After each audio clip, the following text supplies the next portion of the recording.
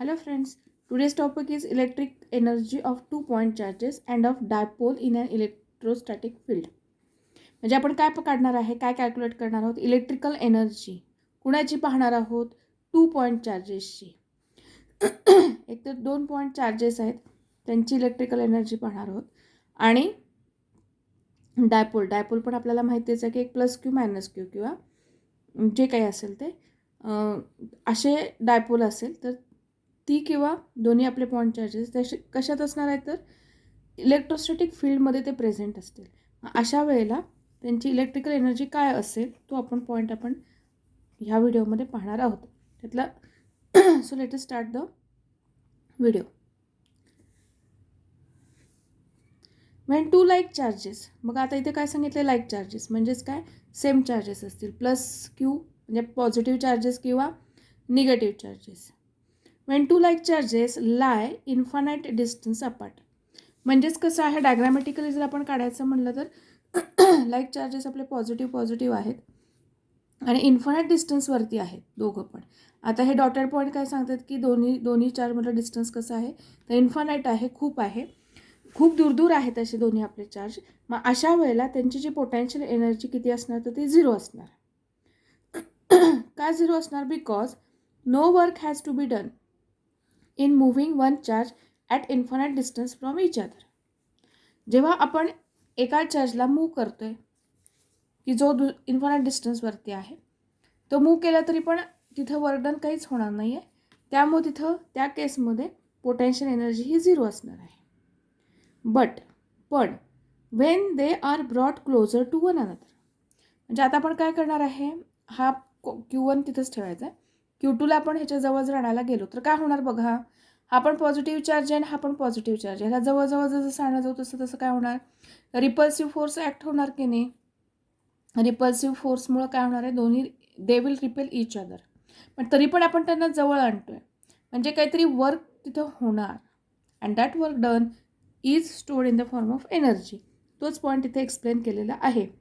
But when they are brought closer to one another, दोन्ही आपण चार्जेसला जेव्हा क्लोज आणणार आहोत, work has to be done against the force of repulsion. म्हणजे रिपल्सिव्ह फोर्स इथं एक्झर्ट होणार आहे, त्या रिपल्सिव्ह फोर्सच्या अगेन्स्ट काहीतरी वर्क होणार आहे. And as electrostatic force is conservative, हा जो रिपल्सिव्ह फोर्स असेल तो कसा असतो? कॉन्झर्वेटिव्ह असतो. That we know this work done get stored as potential energy. हे पॉईंट आपण मागच्या व्हिडिओजमध्ये बघितलेलेच आहेत. So that work done is stored in the form of potential energy. कुणाची potential energy of the two charges, जे आपले दोन चार्जेस आहेत की ज्यांना आपण एकमेकांच्या जवळ आणतोय, त्या दोन चार्जेसची पोटेन्शियल एनर्जी असणार. त्यामुळं मग त्याच्यावरून इथे डेफिनेशन आहे बघा. Electrostatic potential energy of a system of a point charge is defined as. Electrostatic potential energy कुणाची? System of point charges is defined as the total amount of work done to assemble system of charges. काहीतरी work होणार आहे. कशामुळं होणार आहे तर आपण ती चार्जेसची सिस्टीम आहे ती आपण काय करणार? असेंबल करणार. कशी असेंबल करणार? By bringing them from infinity to their present locations. त्या पॉईंट चार्जेसला आपण इन्फिनिटीपासून प्रेझेंट लोकेशनला आणतोय आणि मग सिस्टीम ऑफ चार्जेस असेंबल करतोय. हे करताना काहीतरी वर्क डन होतंय.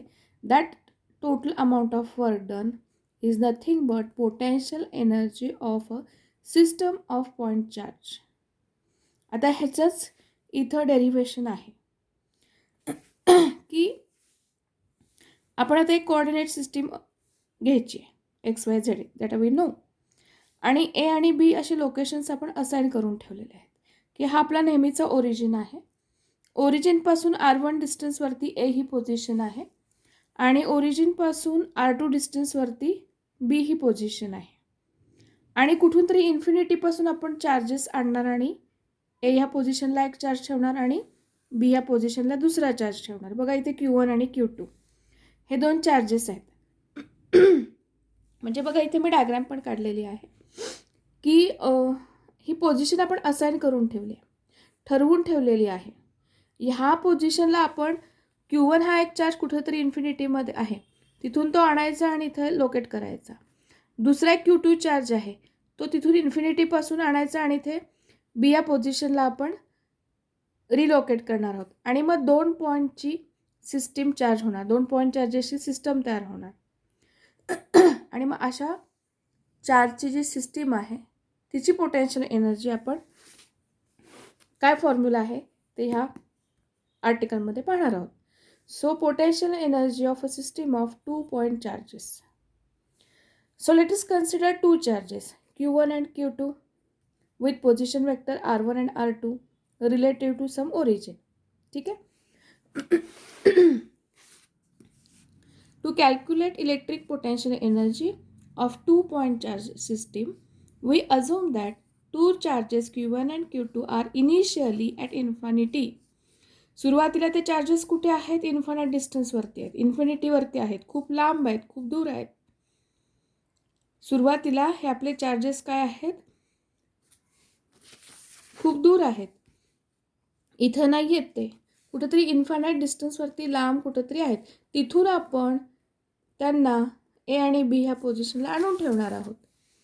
So we then determine work done in bringing the charge to the given location by an external agency. काहीतरी आपण एक्सटर्नल एजन्सीचा यूज करणार, हेल्प घेणार आणि त्याच्या सहाय्याने त्या चार्जेसला आपण गिव्हन लोकेशनला आणणार. ठीक आहे. So in bringing the first charge Q1 to the position A, पहिल्या चार्जला आपण काय करणार आहोत? ए पोझिशनला आणणार आहे. Q1 हा एक चार्ज आहे, कुठून तरी इन्फिनिटीपासून त्याला आणून ए या पोझिशनला लोकेट करणार. ठीक आहे. नो वर्क इज डन, त्यावेळेला काहीही वर्क डन होणार नाही. का होणार नाही? Because there is no external field against which work needs to be done.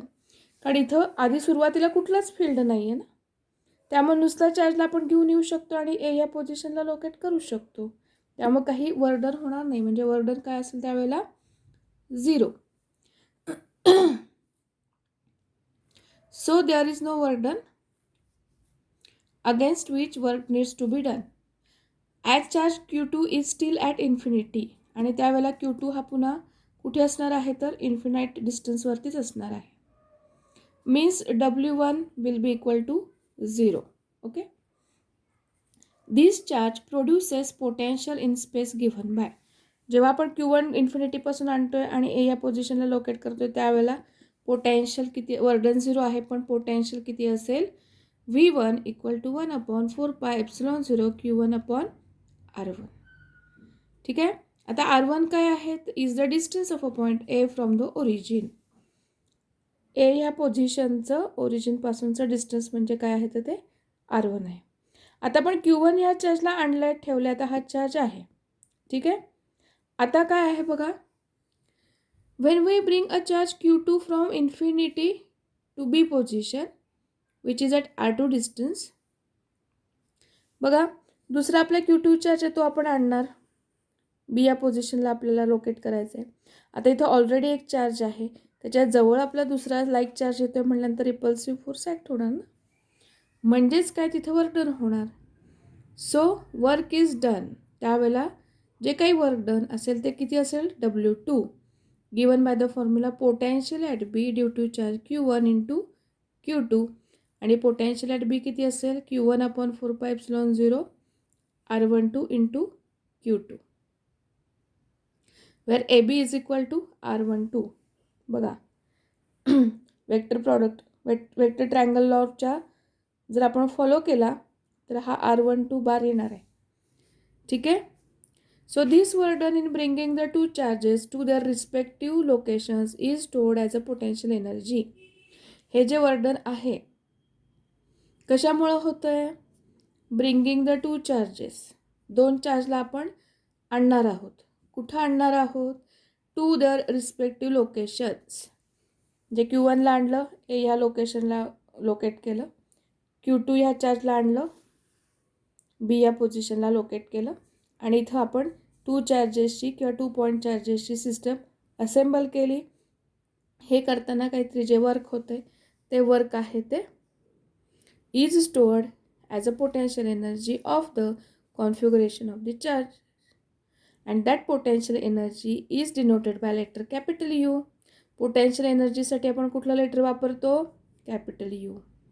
Therefore, potential energy of system of two charges is given by this formula. U is equal to 1 upon 4 pi epsilon 0 हा constant आहे into Q1 Q2 upon R12. And again this formula or this equation can be generalized for a system of any number of point charge multiple म्हणजे 3 charge 4 charge or any number. हेच formula आपल्याला extend करता येतो. ठीक आहे. Please any comments.